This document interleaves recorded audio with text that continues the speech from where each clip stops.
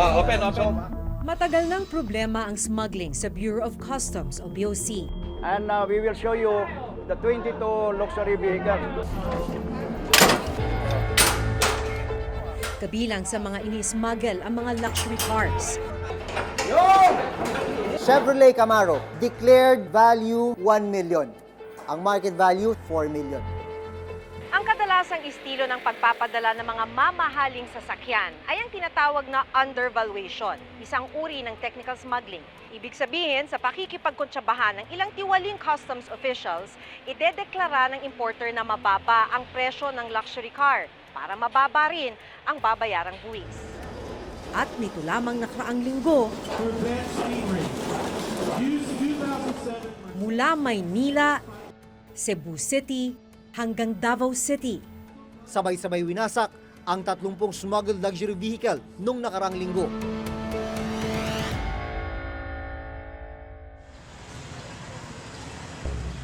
Ang mga magagarang kotse na hanggang pangarap lang kayang abutin ng karamihan sa mga Pilipino, dahan-dahan pinitpit at ginulungan ng bulldozer. There are still three mode of destruction.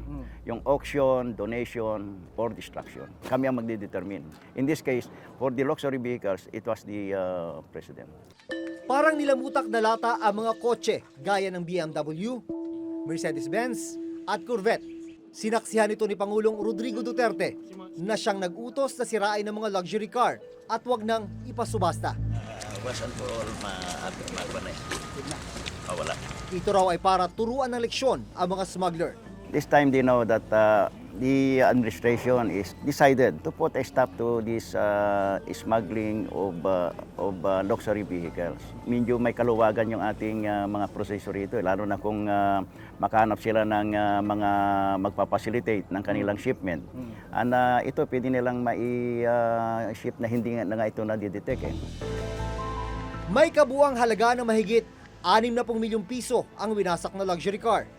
Ito na yung natira sa mga luxury vehicles na sinira ng Bureau of Customs nung nakaraang linggo. Nakatambak ito ngayon dito sa isang area sa loob ng compound ng BOC. Sa ganitong pwesto, mahirap nang makilala itong kotse na ito. Pero ito yung isa sa mga ipinuprotesta ng mga classic car collectors dahil ang kotseng ito ay isang classic Corvette. Kita nyo, yan yung emblem, letter T na lang ang natira. Pero kapansin-pansin na marami sa mga na-bulldozer ay luma. Hindi kasama ang mga supercar gaya ng Ferrari, Lamborghini at McLaren na kinumpiska ng customs nung mga nakarang buwan. Commissioner, ang hinahanap ng publiko, nasa na yung mga magagarang sasakyan, yung mga ipinakita nyo nung mga nakaraang buwan, yung mga McLaren, Lamborghini at saka yung Ferrari. Ba't hindi nakasama sa mga sinira?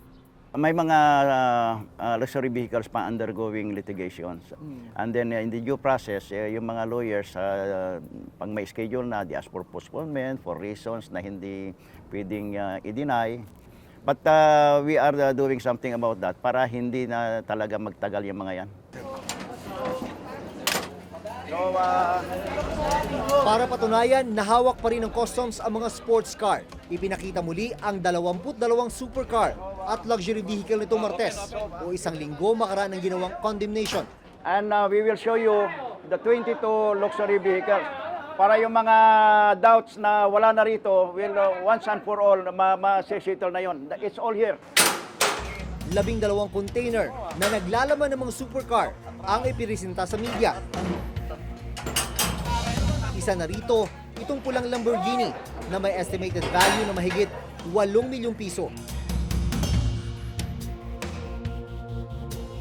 Itong Lamborghini na sports car, isa ito sa mga 22 na supercars na nakumpiska ng Bureau of Customs.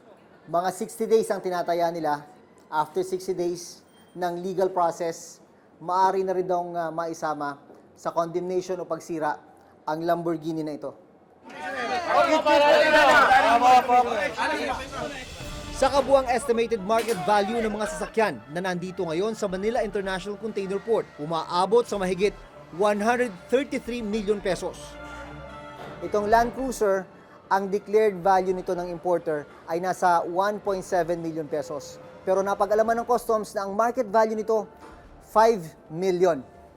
Ito ay Range Rover, dineclare ng importer sa halagang 1.5 million pesos. Pero ang market value pala nito, nasa 8.5 million. So ang laki talaga ng diferensya. Ang Chevrolet Camaro, declared value 1 million. Ang market value, sabi ng customs, 4 million. Sa ngayon, wala pang lumulutang na taong sangkot sa smuggling ng luxury car. Sino po ba yung mga taong nasa likod nitong pag-smuggle itong mga luxury vehicles na to? Not yet. Wala pa.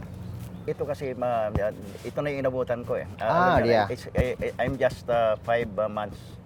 Pati itong mga inabutan ko, kasama talaga yan, masinsinang investigasyon sa mga kung paano ginawa yan at saka kung sino-sino yung mga people behind it. But immediately, yung mga accreditation ng mga nagparating yan, mga brokers will be revoked. Base sa mga nakakalulang presyo ng mga kumpiskadong sasakyan, malaki rin ang kikitain ng gobyerno kapag ipinasubasta ang mga ito kaysa wasakin. Pero naniniwala ang customs na mababawi rin ito kapag natuto na ang mga car smuggler. Kung ipapasubasta naman, malamang babalik rin daw sa mga smuggler ang gusto nilang ipuslit na sasakyan. Commissioner, bakit hindi nyo na lang ayusin muna yung proseso ng pagsubasta o yung pag-auction bago sirain itong mga luxury vehicles na to? Yung mga tao, for example, yung accreditation, committee ng accreditation na yan,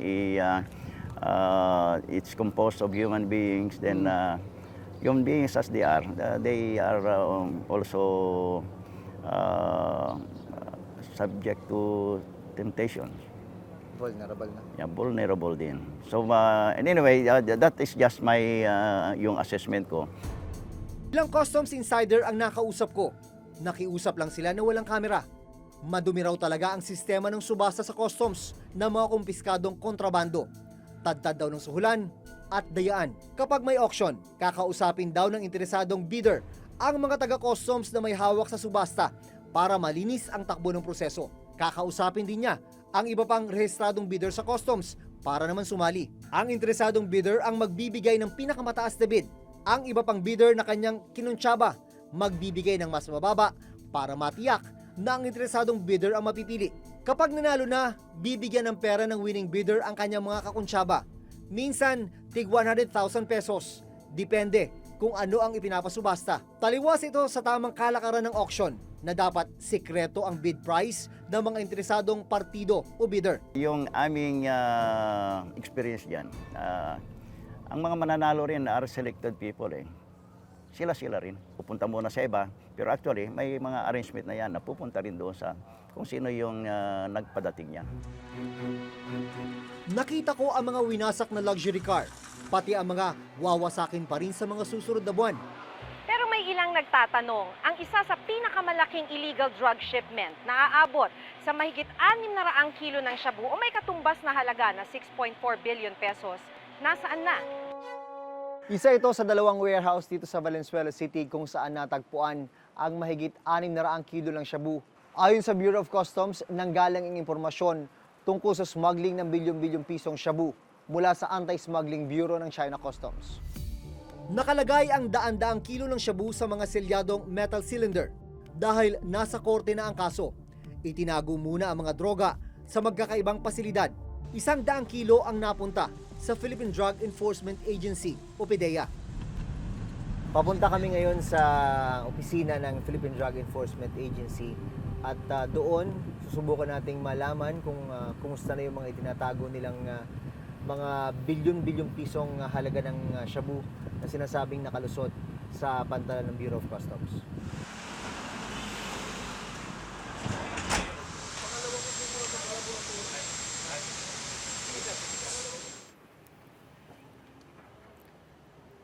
Pinayagan na akong makapasok ngayon dito sa Philippine Drug Enforcement Agency compound at mapuntahan yung laboratory building para makita yung lugar kung saan itinatago yung mahigit 100 kilo ng shabu, bahagi ng shabu shipment mula sa China. Pero ang kondisyon, hanggang dito lang ang camera ako lang daw ang dapat pumasok. Dahil sa banta sa seguridad at walang court order, hindi kami pinayagan na makuhanan ng kamera ang mga droga na nakaimbak sa opisina ng PIDEA.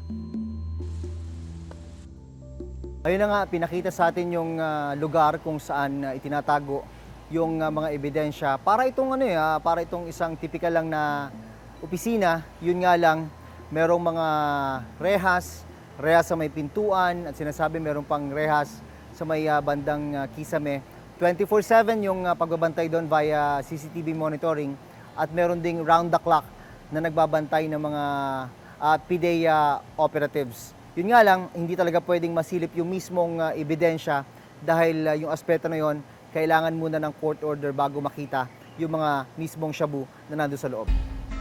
Sinisiguro ng PIDEA na itatago nila ang droga hanggang ipag-utos ng korte na wasakin o sunugin ang mga ito. Inaantay na lamang natin yung court order kapag natapos po yung processes sa korte, particularly the hearing itself and the ocular inspection upang may release yung court order niya for destruction. Kayo po ang in charge sa opisina na yan. Yes sir, I'm the director of the PIDEA Laboratory Service. At ano pong may bibigay niyong assurance sa publiko na intact ang mahigit 100 kilo na nandyan? Ako po, I will stake my life and even my career on the fact na talagang kami po ay nagbabantay 24/7 upang siguraduhin na walang mangyaring masama sa mga ebidensyang nariyan. Mahigit 100 kilo ng shabu ang nakatago ngayon sa PIDEA. Ang mahigit 500 kilo nakatago raw sa opisina ng NBI.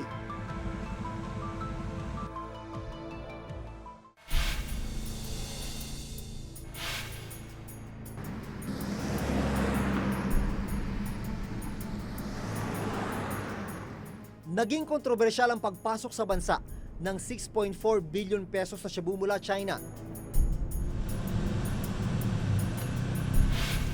Sinubukan ng Reporter's Notebook na hanapin kung saan nakatago ang nakumpiskang droga. Una naming pinuntahan ng PIDEA at sinabi nilang hawak pa rin nila ang 100 kilo ng shabu. Ang mahigit 500 kilo ng shabu ay nasa kustodiya naman ngayon ng National Bureau of Investigation o NBI. They agreed that the 500 6 kilos will be sa NBI and then the 100 kilos will be sa PIDEA. Siniguro rin sa aming team ni Attorney Galicia na walang labis at walang kulang ang shabu na nasa crime lab ng NBI. The NBI has been a very secured place. I think this is one of the most secured places in the country right now because of the security measures that we are adopting. Pero kailangan daw maghintay ng PIDEA at NBI ng court order na pwede nang sunugin ang drug shipment. Ito ang mga investigasyon ay nagdulot ng... Minsan nang pinuna sa isang pagdinig sa Senado kung bakit hindi pa rin sinisira ang mga nakumpiskang droga. Pero ang mas malaking tanong, masira man ang mga kontrabando, napanagot naman ba ang mga taong sangkot sa smuggling? Sa nangyaring pagpuslit ng 6.4 billion pesos na shabu, sinampahan ng Department of Justice o DOJ ng kasong paglabag sa Comprehensive Dangerous Drugs Act of 2002. Ang may-ari ng Hongfei Logistics na si Chen Julong o Richard Tan. Ang itinuturong middleman na si Kenneth Dong. Customs fixer na si Mark Ruben Taguba II. Ang may-ari ng EMT Trading na ginamit daw na consignee para mailusot ang droga na si Erin May Tatad. At iba pa. The courts have already issued warrants of arrest for Mr. Kenneth Dong and the rest of the accused. So I tried to tell him, anong planon mo? Because we will assist you sa pag-surrender. May inaantay pa kasi kaming motion for reconsideration sa DOJ and I think he's hopeful na ma-reverse pa. Nito lamang Enero 2018, sumuko sa NBI si Mark Taguba. Dahil po doon sa mga threats po na nakukuha niya, galing na rin po doon sa mga tao na binulgar niya, na may ginagawang mga kalokohan dito sa Bureau of Customs, ay minarapat niya na humingi ng tulong sa korte. Na imbis na siya ay ilagay doon sa mga regular na mga selda sa city jail, ay doon na lang po siya mamalagi sa NBI para masiguro po na talagang wala pong gagawa ng masamang bagay sa kanya. Positibo ang kampo ni Taguba na mababasura ang kasong isinampa laban sa kanya. Wala silang ebidensya lamang kay Mark Taguba. Nandun yung mga bill of lading, nandun yung mga commercial documents, nandun yung isang certification ng mismo galing sa China na ang laman lamang ng container ay ito lamang. Wala po doon yung 5 cylinders na nakita doon sa warehouse. Dito lamang February 2, 2018, isa pa sa mga inaresto si Irene May Tatad, ang nagmamay-ari ng kumpanyang EMT Trading. Nahuli sa Iloilo si Tatad at ngayon ay nasa NBI Detention Center.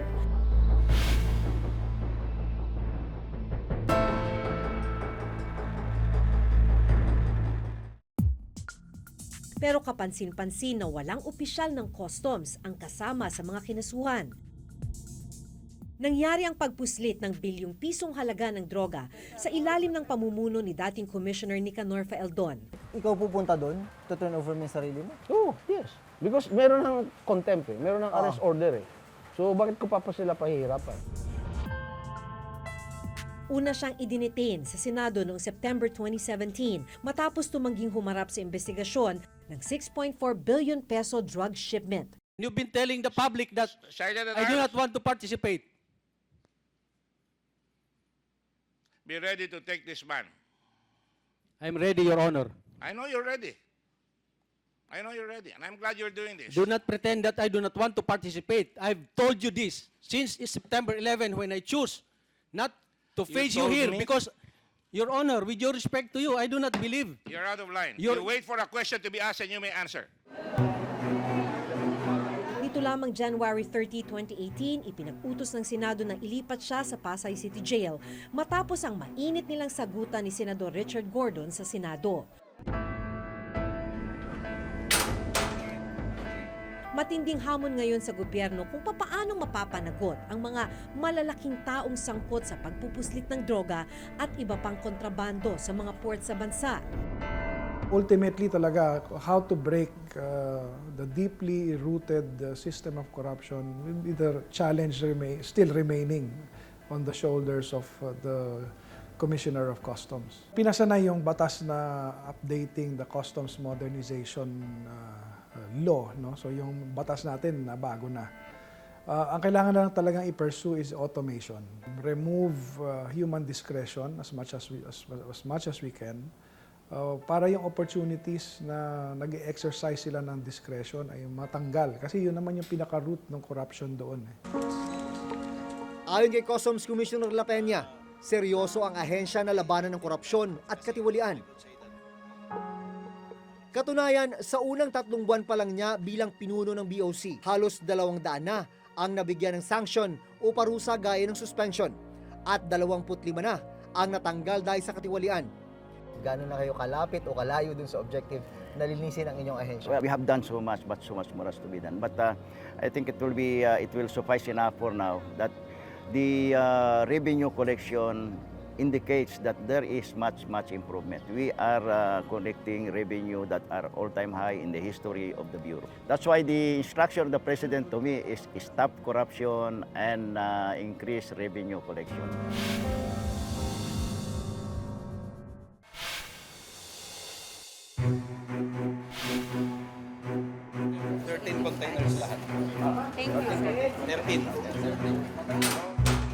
Hindi biro ang laki at dami ng mga nakalulusot na kontrabando sa bansa. Bukod sa pagwasak at pagsira sa mga kontrabando, malaking hamon sa gobyerno na malinis ang hanay ng Bureau of Customs at ang masigurong mapanagot ang sinumang sangkot sa iligal na kalakaran. Hanggang sa susunod na Webes, ako si June Veneracion. Ako si Maki Pulido at ito ang nakatala sa aming Reporter's Reporter's Notebook.